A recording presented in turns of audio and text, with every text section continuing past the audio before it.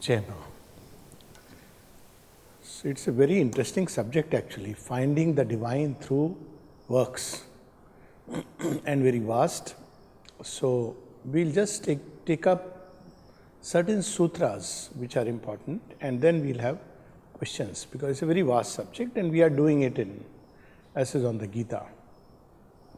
So the first thing is, it's not the classical way of a path which matters. What matters is the need, why we are seeking the divine. Repeatedly, both Aurobindo and the mother and all the yogis have emphasized this.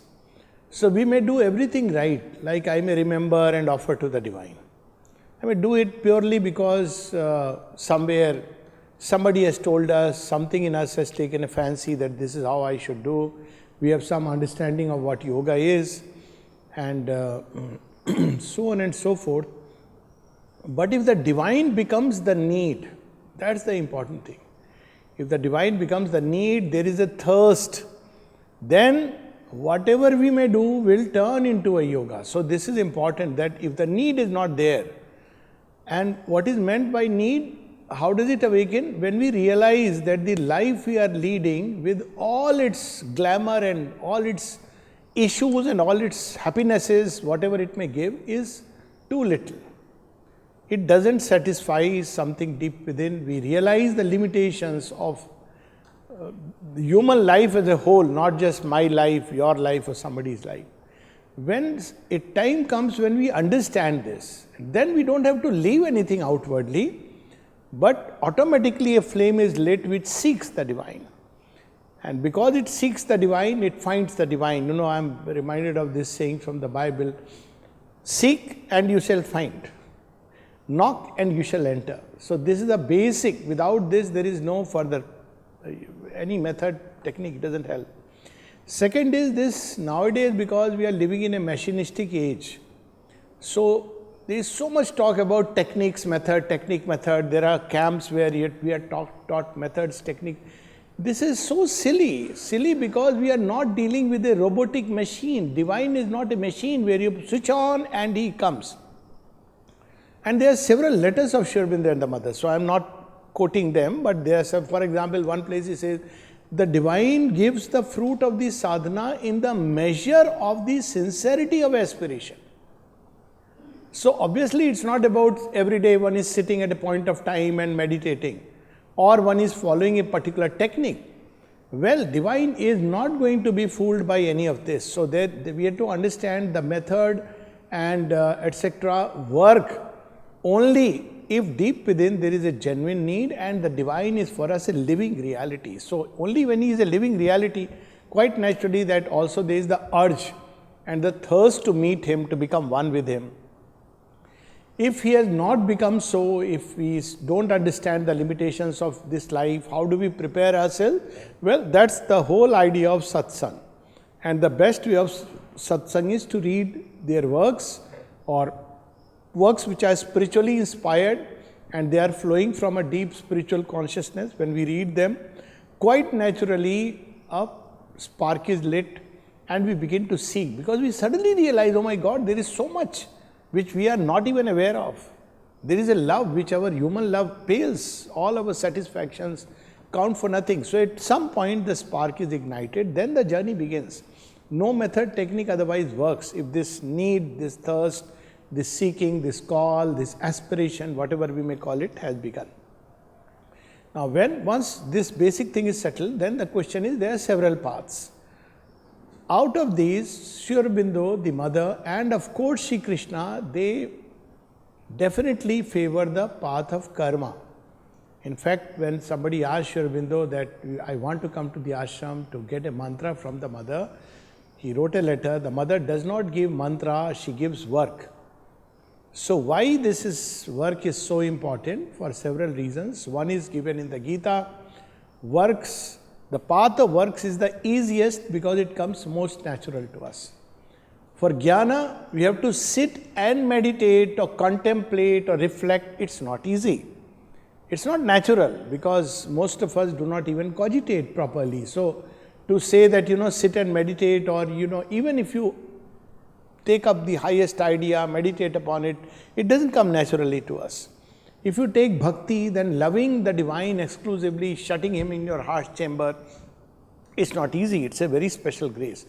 But all of us are engaged in work all the time, whether we want it or not, like it or not. So it's the most easy, natural.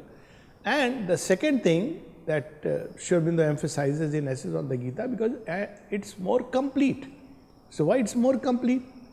We are finding the same divine, whether through bhakti or through jnana. Then how come works, path of works is more complete?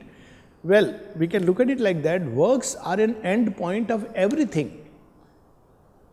We can keep works away and meditate. So what is the part which is engaging in meditation? It's primarily the mind. So mind is meditating. Which is the part which is engaging in bhakti? It is primarily the heart. Can we do works without the heart and mind into it? Mind has to be engaged. We are doing any work we do, mind is engaged. And the heart at some point has to come in. Of course, heart many times doesn't come in, but still at some point it comes in. So works by its nature are integral, and therefore they are the easiest way to lead us to the integral vision of the divine, which Shri Krishna speaks of as samagra mam, to see me in totality, because everywhere there is work going on. This is the second important sutra, that works are easiest and more complete in terms of the path of yoga. Again, not that people who are inclined towards sitting and meditating, whatever it means, because most of the time people sit. Meditation is not equivalent to sitting in cross-legged posture or lotus posture, or for that matter, any posture.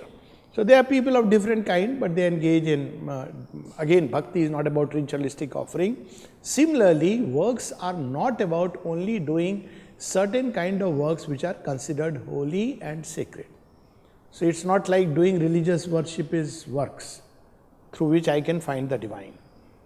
In our context, cleaning the Matri Mandir or cleaning the Samadhis work. But let's say when I am eating food in the dining room or when I am taking a walk, it's not work. So we have to get rid of this misconception. One may be doing those things which are, all this is there in the synthesis of yoga. I am not quoting, but they are all there. So we can take it as, So it's not like there are some works which are special and dear to the divine, and therefore by doing that we can do karma yoga, whereas there are other works which are not dear or sacred to the divine, like if we don't do temple service or church service, then we are not engaging in karma yoga. No. Everything, speaking, listening, cooking, sweeping the floor, walking, writing, reading, seeing a patient, client, building, constructing, anything that we are doing is work. So we have to understand that the scope of karma yoga and the canvas is very vast. So it takes us immediately, as such it takes out the shell of the ego very fast. Because you begin to engage with the entire creation. You don't draw a division that I am meditating whereas others are not meditating. I am having bhakti but others are not in bhakti. Well, works, everybody is in work.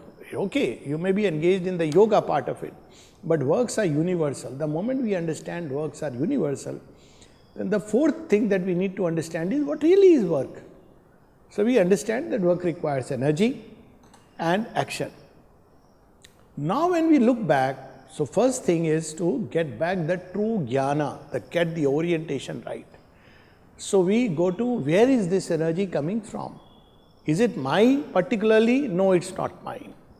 Now that's where the journey starts, through discernment that works are happening in this entire creation. And even if I don't want to do works, I will be compelled to work. Even breathing, even lying down is a work. Bathing, it's something which is going on in nature because there is a tremendous energy which is working in this creation. And from there starts the journey of work, that if there is energy and work is going on, then what really is the yoga?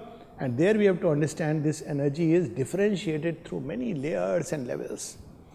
And we have to consciously know the distinction between the lower forms of energy and the higher forms of energy.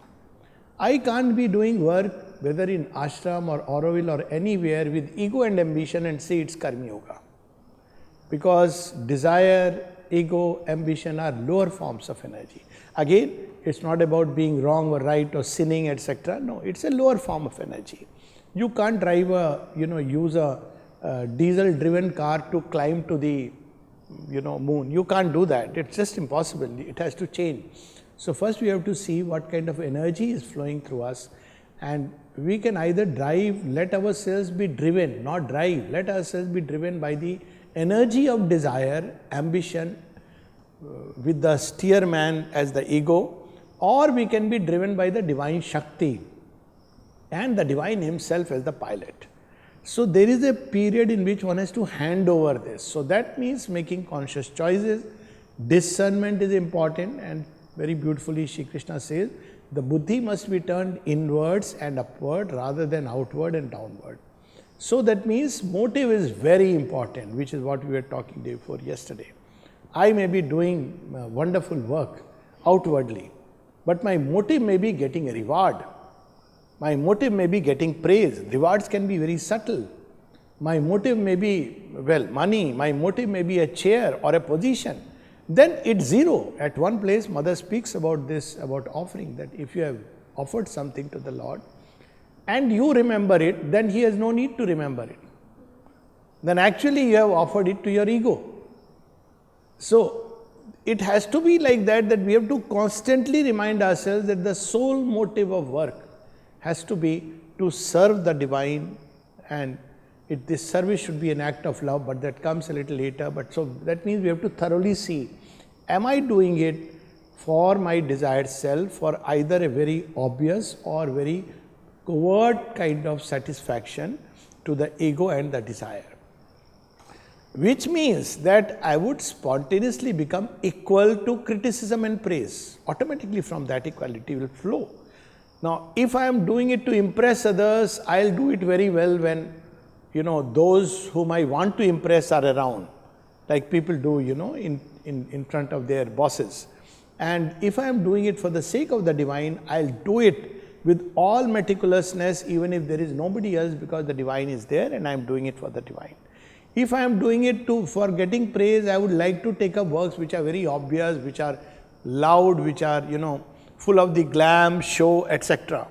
But if I am doing for the divine, the smallest of work will become my worship. So all this will come spontaneously. So all works, including every small detail of life, waking up in the morning till night, Sri Aurobindo gives a very interesting, there is a small little letter where he says how to engage in Karma Yoga. He says, see, it is very difficult to all the time remember and keep doing the work. He says that it's not easy. So when you wake up in the morning, consecrate the day to the divine. So now there are three things: offering, consecration and surrender. They are part of the divine works. So offering is, okay, Mother, this day I am giving to you. It's your day. You conduct its affairs. This is offering. It's the basic thing. When I finish the day, Mother, this day I am offering back to you, and I am offering my sleep to you. So this is your thing now, and you take care of it. So this starts with offering. Then every work before, when we begin it and when we end it. So we begin with remembering the divine and offering to the divine, and then we end with gratitude. Now if we are really doing it, then there will be a test. The test will be that we will be not attached to the fruit. If I say I am doing it for you, and then somebody says, you know what, you went really, what happened to you? It was not so good. Now, you see, that's when the test comes, that whether we were doing it for the sake of the fruit. Now, again here there is a subtle distinction. Does it mean I'll be indifferent and callous in what you are doing? No. We will do it to the best of our ability. We will be constantly progressing, improving upon the work. But we are not doing it for the rewards of people, their honor, their praise. We are not moved by their blames. We can pick up. There is something which may be like a criticism, yet there may be something very genuine about it. So that's where dynamic vigilance comes. But we are not disheartened, oh, I did my best and somebody didn't appreciate it. So it's a very subtle distinction when we say that not doing it for the sake of fruits. Does it mean we are indifferent to success or failure? No. We'll do well. Success should come, mother's work. We should not say it doesn't matter whether projects are completed in time or not, because we are not eyeing for reward. We'll do it completely, fully with our heart and mind and soul into it, and yet things may not happen, so it leaves us quiet and undisturbed. So equanimity and detachment to the fruits is the sign that one is on the path of works. And only you will know, nobody else will know. Nobody else will be able to see. It's an inner, whole yoga is an inner process. So this is the basic thing, that all kinds of works have to be included. There has to be a detachment from the fruits, nishkam karma, remember and offer. This is the first step. Then comes the next step is consecration. Now consecration is the next step. So consecration is where you actually have said, Mother, this day is yours, I am giving it to you. So what happens then? Now if I have consecrated, I'll give an example. You go to a temple and there the prasad is consecrated to the deity. So what do? Do you just throw it on the ground? Do you just, now you are very careful and conscious in handling it, because it's not mine, it belongs to the divine. In offering, there is still the sense of mine. But in consecration is a rite, it's something which becomes sacred. I am dressing, my dress is consecrated to the divine. Now that brings a big difference. Everything that I am doing is consecrated. My speech is consecrated to the divine. Can I use all kinds of words and say, I have offered it to the mother, I got angry, I offered to the mother? Offering, yes, you can say, Mother, I have got angry and I am offering my anger to you. Okay, we can do that. But consecration is where, okay, now I have to use my speech, my hands, my feet, and it should be something sacred. Every step that I take in life should be suffused with the sense of the sacred. It brings a totally new dimension. And then when we have consecrated, then next comes surrender. Surrender is the climax. So surrender is what? Now, till now, these are my works as I have felt inspired. I am giving it to you. I am not attached to the fruits, but I am doing it whatever comes. If good things come, I keep it. If bad things come, well, I accept it. So this is the offering. Then consecration is, I must do it with the spirit of the sacred. Still it is my works. It is my house. I am consecrating let's take an example. We buy a house or we are given a room. So, well, we offer it to the mother. Mother, this is your house, very nice. Now consecrate it. Now, once I have consecrated the house, will I say, okay, I am having a party, I am offering it to the mother, let's drink and dance? You will automatically feel it is so silly. Again, it's not about right or wrong, it's the sense of the sacred that comes with consecration. It comes automatically that this house is consecrated to the mother. I have money. Now, if I say that, well, Mother, I am offering this money to you, and then I use it my way. But consecration means if I use it for pleasure, for a trip to Dubai or wherever, I don't know. Now we have many pleasure spots, I think, in India itself. Then it comes that, well, this money belongs to the mother. How I am using it? Should I really use it for my satisfaction or my pleasure? Or because it's from the divine, you become a trustee, it's no more yours. Consecration brings that thing that is no more yours. And then comes surrender. Surrender is complete submission and obedience to the divine. I want to use it. This is the work that, I must wait and feel inspired and impelled by the mother. It means obedience to the divine. Now, till I feel impelled by the mother, I have a framework. Fortunately for us, Sri Aurobindo and the mother have written so many letters. So at least I can start with the Shastra. That, well, I want to do this work the way mother wants me to do it. Now you see there is a difference. Consecration brings the sense of the sacred, but still I am the doer. Now this I is becoming just a little instrument. I want to do it the way mother wants me to do it. As simple as that. So with consecration, I may be attached to vegetarian food, vegan food, everything. But if mother tells me eat egg, I'll eat egg. Because now it's obedience to the mother. So I'll go by what she has, to start with what they have revealed, and then slowly as a result, There is a closeness which develops, contact which develops, and more one begins to be moved by the inner guidance, which means one becomes free of all the mental constructions, opinions, systems, philosophies, measures, blah, blah, blah. Because now the divine acts in freedom and infinity. He doesn't act according to our nostrums, our moral ideas, our rigid standards. He has his own standard and no standard. That's why he asked Arjun, I am asking you, shoot your arrows. That means no attachment anymore. Rather, only attachment is to the divine. So if the divine so commands, I am willing to obey whatever be the command. If he asks me to sit quiet, do nothing, I am happy sitting quietly and doing nothing. And if he asks me to engage in a war, I am ready to engage in a war. If he asks me to arrange flowers, I am ready to arrange flowers.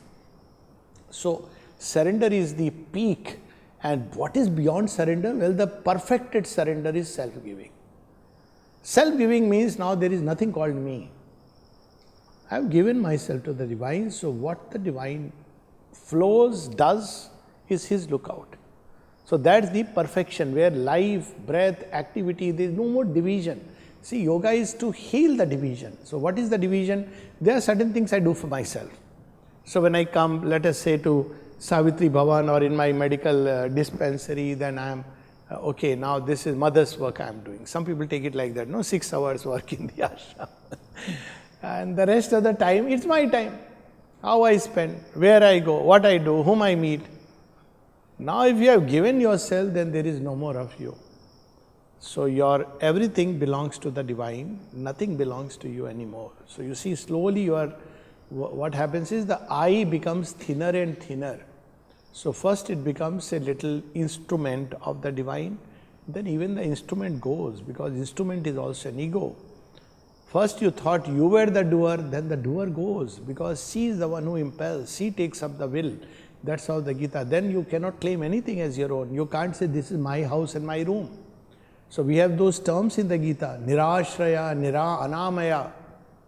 He has no house. Doesn't mean he is sitting in the jungle or living in a tree house. It means he doesn't own anything. Oh, this is my wife. Oh, this is my son. It goes away, because nothing you cannot own, and this is not something you are doing externally. It is a sense which awakens that everybody belongs to the divine. So with that comes the spirit of yajna, which is central to works. So works are now done as a yajna for the collective good, offered to the divine, so that things can get purified, refined, uplifted, and they are done for the march of mankind forward. There are no more any, egoistic or kickbacks, as they say, that you are going to receive from the work, because it's all completely the divine. So slowly the divine power begins to take up. There is a long period when we are doing it, but nothing really, we are still doing it egoistically. So after the instrument, the force that is working begins to get replaced instead of desire, because desire is no more impelling us. You can't act under desire. If somebody says that, you must do this because it will benefit you, it becomes impossible to do something because it will personally benefit you. All selfish motives, it just drops away. So now you are beginning to live according to what the divine wants you to be. So that's where let thy will be done. All this comes subsequently. But it's the most beautiful thing. Why? Because yoga is meant to give you freedom. So there is complete freedom, because you own nothing, you are expecting nothing. All our joys and sorrows to begin with is from the divine. Later on, whatever we receive, the reaction is not of joy and sorrow, but simply because it's a gift of the divine. So that's how the karma yoga proceeds and goes towards its highest points. Now this is about the individual journey. But karma yoga by its nature has a collective dimension.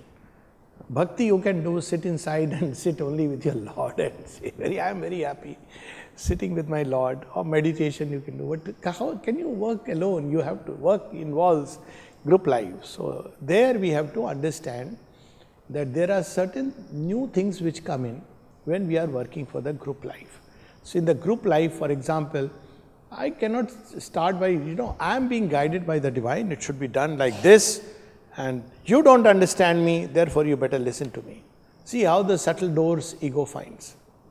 Now, in collective life, we learn that ego is wearing masks and hiding. Ego can hide as, see, this fellow, he does work so shabbily, or he is so bad, so poor, I begin to criticize others.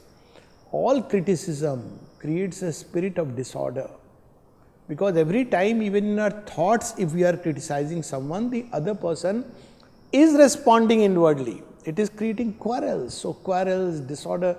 So if you go back, when I had come and started, I don't know, now in departments probably things are a little different. And earlier, much earlier, if you read the sadhaks, but I remember even when I had joined, and surely those who had joined earlier. So when you see that in the ashram department, you will see that they were not chit-chatting and speaking. Very quietly they were doing the work. You would just wonder, as soon as you enter, it's an atmosphere of peace that strikes you. So you wonder, are they working? Say if you entered a weaving section, or a tailoring section, or a shop, for example, nobody is getting, you come, I'll show you books. No. Everybody is quietly sitting and watching. Nobody is selling a product, and yet one is engaged in selling a product. You see the difference. So that leap which comes with, contact with life, that externalizing consciousness, that turns within. And as it turns within, we become a witness. So witness state is very important in yoga work, that there is an external thing which is engaged in work, there is deep within, there is quietude. I really don't know how things are, but generally, like for example, if you are working in the kitchen, you just quietly hear the, say if you are cleaning and the bartans are going, you are just hearing there that sound. It becomes music, and there is hardly anybody talking to each other or bubbling with joy is there, but that joy is self-contained. It's turning into something else. It's turning into beauty of that work. So that's so important in a collective work. Harmony is very important, and harmony at any cost, because harmony is very dear to Mother, very simply. Imagine, if people are fighting with each other, how does it look like, So we may say, well, I have a cause. Well, you have a cause, the other person also has a cause. So, how to maintain harmony? Center around truth. It should not become a personality-based harmony. It cannot be by its nature. So it has to be centered around truth of things. Wherever there is truth of things, there will be harmony. So that's very, very difficult. Mother herself said, collective harmony is something which only the divine can achieve. But one sutra Sri Aurobindo gives, which is so wonderful. He was asked about collective harmony, and Sri Aurobindo gave a one-line reply. This is Nalini Das' letter, some number of lines. And Sri Aurobindo, he says, how to have harmony, collective harmony. So he says, union in the Mother. Now there are no personalities involved anymore. I am not happy and smiling at you simply because you are on my side. I am not cross with somebody because he is somebody else's side. I am not, because he is agreeing to my thought and my ideas and my ideology. None of this. Because the divine dwells in all. That's why one of the basic practice of yoga, which is again in the very beginning, all these are first steps, is to see the divine in everything, every creature, tree, bird, plant, stone, snake, good man, evil man, everybody. It's very difficult, but that's the path that those who have gone have shown us. So we cannot see it unless we understand the difference between the soul and nature. So when we understand that man is bound to his nature, it is not that he is a wicked soul. Every soul is beautiful. It may be a small little element, but there is the nature. And when in our dealings, we have to deal keeping this in mind. So all this comes into consideration. That doesn't mean I go and start embracing everybody. Oh, you are also divine, I am also divine. That's stupidity. I understand, but there is no hatred, no grudges, no jealousies. Jealousy with whom? He is also the same divine self. In fact, one begins to become happy if one sees anyone progress anywhere in any which way. One is moved by a gesture of beauty and good and truth and love and compassion, wherever one finds it. So obviously then one is not on sides. Mother said that very clearly, I do not take sides. So what does she do? She puts the truth everywhere and in everyone. And whoever receives it, responds to it, is wonderful. But human mind likes to put cables. And then it engages into all kinds of mock fights. So even in fight, there is this always the background that the divine dwells in all being. So this is another basic practice, and we have all these phrases in the Gita which speaks about it. So when we advance like this, so collective work, discipline, order, organization, regularity and punctuality, all these are part of rhythm. Because I can't say I'll come at my own time, others will come at their own time, doesn't matter. Mother has given us freedom. That's not freedom. That's slavery to my own habits and my own. So we have to understand what this freedom implies. Of course, there is no outer compulsion. It has to be done from within. And when can it be done from within? Now comes the crown of work. It starts with knowledge. It goes through these stages of action. It comes when work becomes an act of love. So for me, a simple thing which I take it, that if I have to reach somewhere in time, if I have to deliver, I take it that mother is coming there. So mother will be there. So I keep telling people in conferences when they are getting late or all kinds of show is going on. Now I have stopped saying, I just enjoy the thing. But I would say, mother is here. So we should understand that we have set a time, let's say 4 p.m. So mother is here. So if mother is here, physically here, how would we respond? So Aurobindo gives a very beautiful sutra regarding works. Always behave as if the mother is looking at you, for indeed she is always present.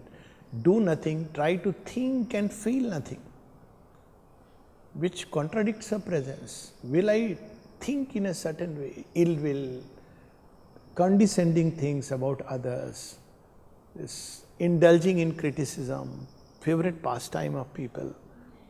And of course, many things like, especially when it is with speech, which uses not just harsh words, harshness, crudeness, vulgarity. Mother says if you are using the speech to project vulgarity, then it is committing suicide. Today, many places it's a norm. Using vulgar words, swear words, a decent word, this swear words is supposed to be cool. But we don't realize this instrument is being misused. So this work should be an act of love. We are not in divine service as we are in corporate sector service. That it's not a 9 to 5 job. When can we say that, for the divine we should be always ready, like Hanuman. Whenever he calls me for whatever work, nothing else, he may just say, you be here, like Dr. Sanyal was called and he thought I have to do something. And he wanted to do something this 2nd December. So he said, Mother, he thought he is a big doctor and he has to do this. Mother said, no. She in fact very strongly said no. Then he said, why was I called? Then he says later that I realized it was a big grace. Mother just wanted me to be here. See this identification that I am Mr. So-and-so or Dr. So-and-so, all this drops away. Then big work, small work, everything goes away. They too serve who stand and wait. So this is how the path of work unfolds and takes us, but it culminates in love and adoration, and this is the most complete form of love. Because what would be love if it doesn't engage in service? If somebody says it's so easy nowadays, all that you need is to text a message, I love you. That's all. And it takes equally another message to say, I hate you. Often to the same person. Because there never was love. Love by its nature means you will serve, not serve because you are asked to serve. You see, this is the problem in an age of ego individuality. There is a true individuality, but ego individuality to serve someone is regarded as that I have become inferior. But we see that story in Mahabharata when there is the yajna which is being conducted and everybody has to be given a work, and they ask Krishna, we don't know what work we should give you. It's part of yajna that everybody will be involved. So Krishna says, why? I'll pick up the used plates of people. Now, this is the work that Sri Krishna himself takes and shows the way. So then the big, small, everything, because it's an act of love. When you love somebody, by its nature you will do whatever will make the person happy. So mother says, don't work to flatter your ego, don't work to flatter others, work to please the divine. So love comes as the crowning movement, and with love comes swift winged union with the divine. If love has begun, bhakti, going starts with knowledge, then work, then if bhakti has developed, that means one is now in a state of growing union. The lower nature begins to drop off, the higher nature begins to take over, and then comes the last phase, which is the yoga of transformation. Because so there are two types of karma yoga through works. One is the works which liberate us. So till now, whatever we have said will liberate us. Liberate us from what? It will liberate us from all those expectations, fruits, etc. So we are fundamentally free. This simply practice of Nishkam Karma is a wonderful tool, literally a tool.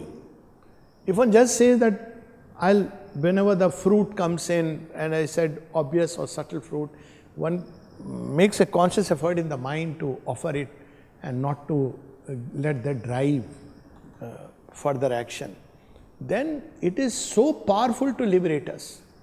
And then when we begin to become free even from what work we have to do, one has to wait upon the divine will, then one is completely free from within. So it leads to a grand liberation. But after liberation, which is yoga of the Gita, there comes the yoga of transformation. So here what happens? The higher consciousness, the divine consciousness, the divine mother's force now begins to act through the instrument. Why? Because now desire is not kicking in. Because if you put in desire to a person who is a yogi, he will not act. He will not feel impelled to act. It may look outwardly that it is, but he cannot, because it will become impossible. Something within you will just not respond. Like if you say that, you advertise about your book, it just won't come in. You will be like a blank person, not knowing what to do. But somebody else may advertise and you are quietly watching it. If somebody says, let's go, we'll buy this for you, it won't get inside. But somebody else gives you, you take it as coming from the divine. Equally, when something goes from you under the impulsion of the divine, you forget what was the gift to whom you gave, because it has gone under a divine impulsion to the divine in the person. So all this begins to happen, and then a time comes and you are completely free from the desired self. Yet action continues. Now this is where the yoga of transformation, because you are not supposed to after that say, I am free, so I don't need to act, I'll just continue with my normal life and the minimum requirements. No. Then the divine consciousness begins to act, speech, because it's the most, the senses, the outer actions, the inner actions, everything begins to become a flow of the divine. So what happens now? The instruments have to adapt, modify. So upgrading begins. This is another process. The brain has to adapt to this new descending current. So brain normally cannot accommodate beyond a certain, certain kind of thinking. Suddenly its doors are opened to a inrush of infinity. The heart opens up to the influx of the divine love. Heart is not used to operate like that. It cabins love in certain attachments, certain people with whom we are connected, and some others. So wide universal love. Life energy, it begins to change, and all the organs begin to change because they have to undergo a change. And finally, the very physical substance and the physical stuff under the impact of the divine consciousness begin to get modified and transformed into their divine possibility. So that is the ongoing work in those who have arrived at liberation through the yoga works. So this is the broad canvas. It gives a state of freedom, peace and joy. And that's what, there is no more the difference that there is something like finding the divine. You become one with the divine. How do you become one with the divine? You feel the constant closeness of the divine. It's an inner state, obviously. So that is what is that called? Samipya, nearness of the divine. You don't feel he's somewhere far. Oh, I have to go this place and then call him. Oh, I have to go to temple. I have to go to Matri Mandir to, connect, or I have to go to the ashram. You will go. But why? For the joy of, not because otherwise you cannot connect or contact. So there is Samipya. There is Salokya Mukti. You begin to dwell in the same status as the divine. That means in the same freedom, peace, truth, joy, delight of the divine, beatitude of the divine. Same status as the divine. Sayuj. You feel a constant oneness with the divine. Divine is not somebody whom you have to find. Divine alone is. There is nothing else but the divine. And finally, Sadharma, where your nature begins to get transformed into the nature of the divine. This happens through the yoga works. Yoga works can lead us to all these great felicities. So, whatever human activities outwardly, because they may look like human activities, still it is being done under the pressure of the influx of the divine consciousness. A higher divine supernature. Ego, desire is no more the motive force. Outwardly, you may be engaged in a big action or a small action.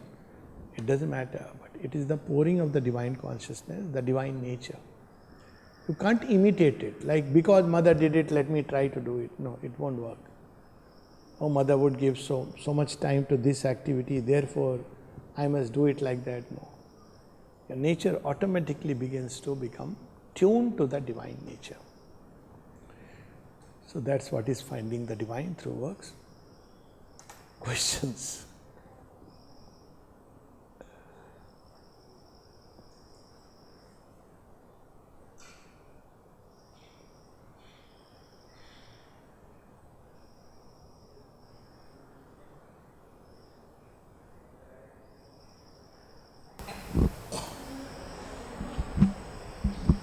Thank you, Alok.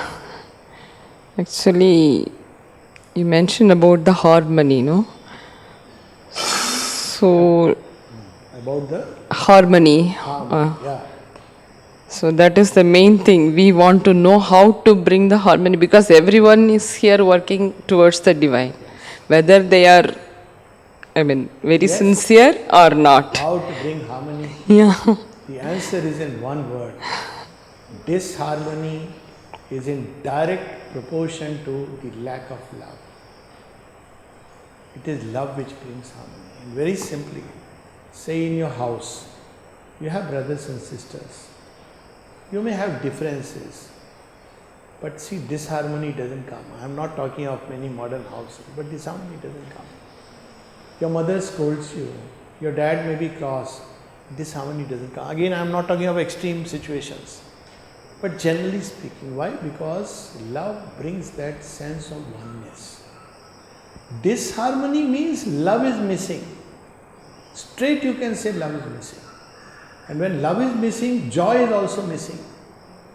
So all kinds of nonsensical things start. People escape, all parties and all this. What is the problem? Because they are not getting natural joy. If you experience natural joy, you will feel a degradation. So it's because of lack of love. And where does love come from? Love comes source, the divine. If you don't love the divine, well, by that I am not saying don't love it. If you know, love has to come naturally. It's not something you can do it artificially. But certain kind of approach to the divine makes it difficult to love the divine.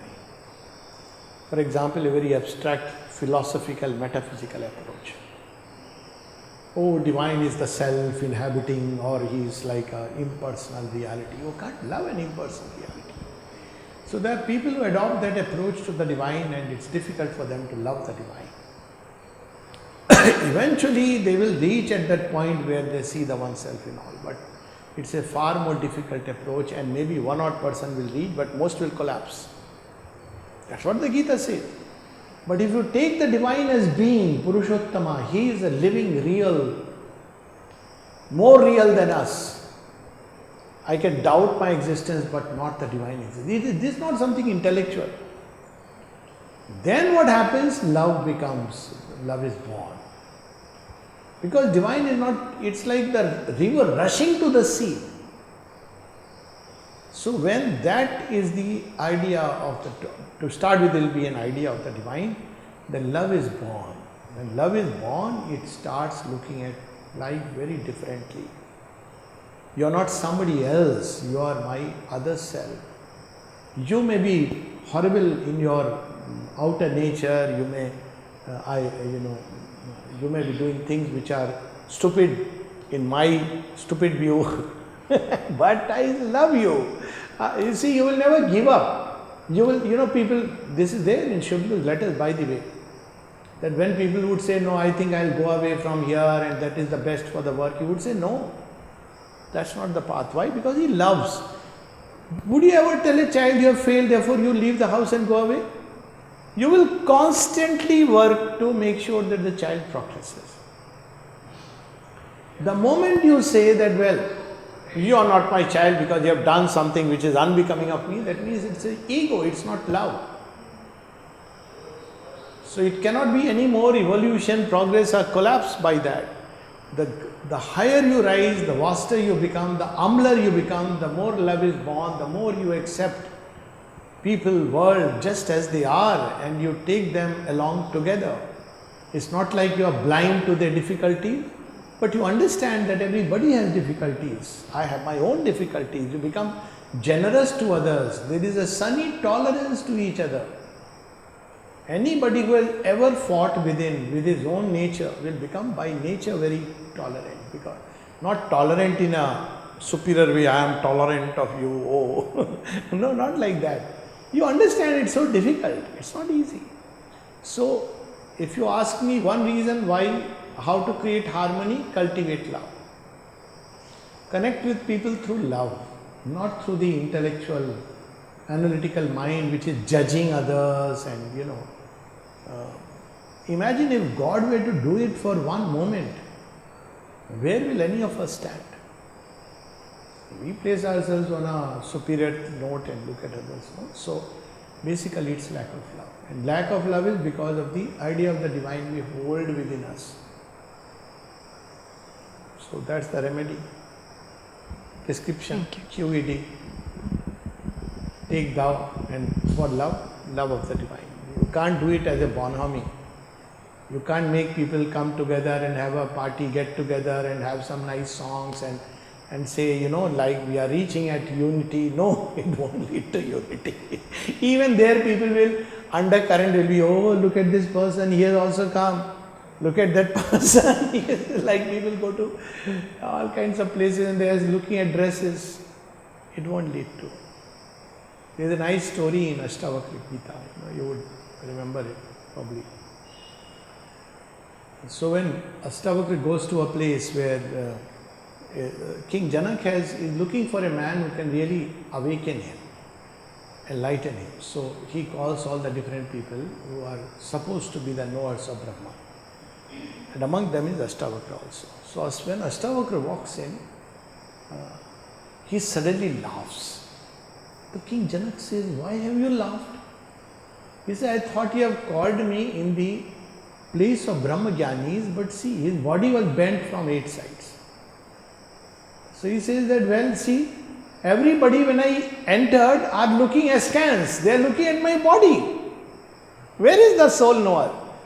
So what is our response when we see some defect? Either we, let's talk physically, either we try to, take that other, oh no, everything is fine. Still it's the same thing, inequality. Or we are totally keep away. But a person who loves God, loves because loves the core. And therefore he accepts many things, tolerates, is willing to carry everybody together. That's the leader. True leader is a leader who has a heart of love.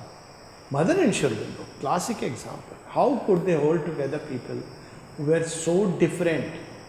Sometimes some of them who would not see each other eye to eye. What were they tied with? the chord of mother's love. So wherever there is disharmony, there is lack of love. Wherever there is lack of love, there is lack of that joining with the divine, because that's where the source of love comes.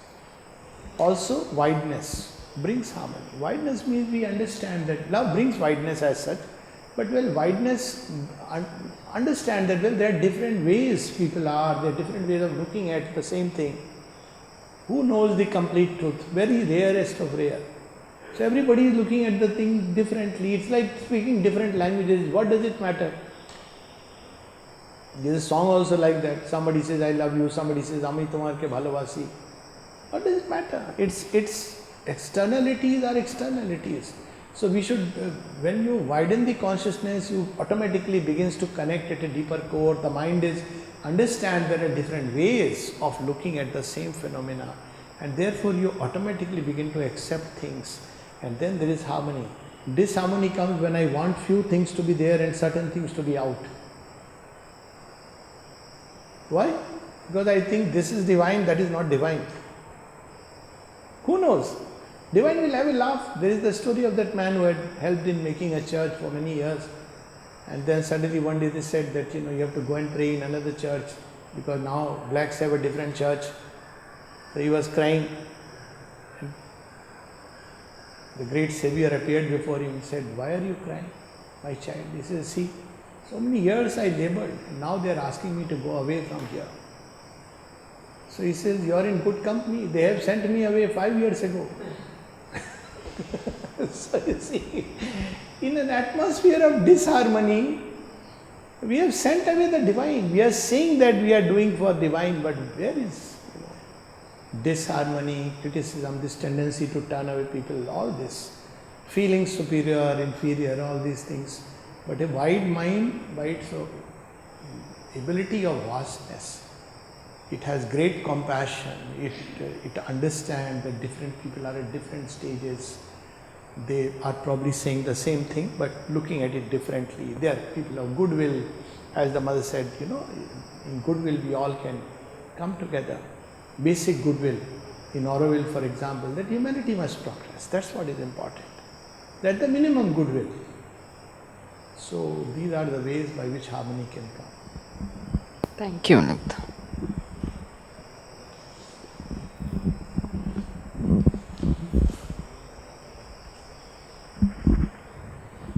Hello. Namaste, Alok. I'll just complete that. Collective activities centered around the divine are very important. Not cultural activities. Collective activities centered around the divine. See, cultural is there, different cultures, they're different, but centered around the divine are very important. They are called as yagya. Yagya brings the spirit of coming together. Like in ashram, we have darshan days. When you come together around a certain ideal, it's a reminder that we are here together for a certain ideal. We are all here as children of the mother. That brings together, cements us at a different level altogether. You may be having a kind of quarrel with somebody, and suddenly you see that he is in the same darshan queue as you are there, and you understand that he also loves her so well. It brings a very different kind of collective activities are yagya, collective meditation, collective studies centered around the divine. That is important. Yes. Yeah, I mean, like she asked why there is a disharmony, and you beautifully replied that the lack of love. Sometimes it happens. I'm also attending the classes as on Gita, and most of the times you say that Arjuna will have to fight with his brothers and his siblings. So there's a situation in front of him where Arjuna himself is saying that I love everybody, like I have that much of a compassion, I don't want to fight, while Krishna consider it as a asuric forces that, yes, look at them, what they actually did. But how Arjuna is saying that I have a love for both of them, I love everybody, yes, no hatred. But like in people are in the, for over Ukraine-Russia war. yeah, so the question is, in that kind of situation, how one can be so compassionate and be so loving, Very simple. lovey-dovey person, Yes. like, okay, I love everybody. So that kind of a compassion, sometimes it's really difficult to deal with the situation. And the moment when you go into this situation, it just clashes, and that brings the disharmony around us. Very simple. Yes, we all go through these things. Very simple. So if there is, let us say that when you have to sometimes take a stand and take a side, let's put it like that, and you believe that you are on the right side. Again, let me say that you believe. It's very important to be first very clear in knowledge that I am, the right side is the side that the divine stands, not where my thought stands. So that's first thing. But let's say that as in the war of the Gita, there is love. Now see the beauty of the whole thing. There is love for filial love, where Arjun stands. I'll start from that Christ. There are people whom you are associated with, whom you are fond of, either because of birth or because of various reasons. And then there is a larger collectivity. What would you choose? Let me put it very squarely on a very small scale to make it evident. Now, if let us say that I discover that my brother whom I love very much is planning a terrorist attack, what should I do? The answer is obvious. Does it mean I don't love him? I hate him? No, on the contrary, this is the best for him. Recently, there was an incident like that, where the brother, a lady had committed a murder. She got married just for, jewelry and just to get things. And then within, I think 10 days, she murdered the man. So, the brother, they didn't know where she is. Finally, she called the brother thinking that he is going to help me and support me. He said, surrender to the police, inform the police. He said, this is the best for you. Now you see, actually it is the best even for the person. Now individual things, it's all right. But what about collective things, where there is a larger scale issue involved? Now there it's very simple. You do what you are impelled by the deepest truth of our being. Love doesn't mean that I'll succumb to falsehood. Let's say, for example, there is a whole group which believes in one way, and they all believe they are right, and there is another group which also believes they are right. Let's put it in a very more difficult situation. Not like there is a clear-cut right and wrong, like Aurobindo asked about alleys and the axis parts. So now what do? Let's say you are caught in somewhere in between. You will stand by truth whichever side it is. You are not standing on a side. You are standing by the truth as it is revealed to you, knowing very well that this is how it is revealed to me. Who knows, as I advance and progress, another truth may reveal itself to me. So I should be open. Truth is something which is infinite and plastic. So once I take that stand that based on my truth, I am doing the action, I am not taking sides. People may think I am taking sides until they discover, no, he is both sides. Because you are on the side of truth. It has happened actually. I have faced this situation, and somebody asked, which side are you? I said, on the side of truth, as it has revealed itself to me. And tomorrow I am open to growing if new things reveal. I am not on any side. You may think that I am on this side or that side. That's your problem, not my problem. At the same time, when I stand by the truth that is revealed to me, I will engage in that action which is my field. I am not going to become a Jhanda activist and start doing dharna and all that. I will not do that, because that's not what. I am not fighting for a mental ideal. I am fighting for something much greater which is beyond humanity. So the thing is that while you have your own, you must express what you believe to be true, but at the same time you don't become an activist. You don't become like, okay, as a group together, as a mass mentality, I am going to fight against this other mass. No. So in the Mahabharata, it is very clear. Shri Krishna never asks Arjun to hate anyone. In fact, if you see him all through, towards Karna, towards Bhishma, Drona, there is compassion. And he asks Arjun to be like that.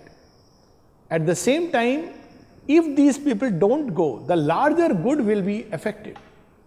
And I can take examples. I can take examples of Auroville. So certain things, if they have to be done, they have to be done. That's it. So if you ask me my view, I'll tell my view very openly and frankly as I see it.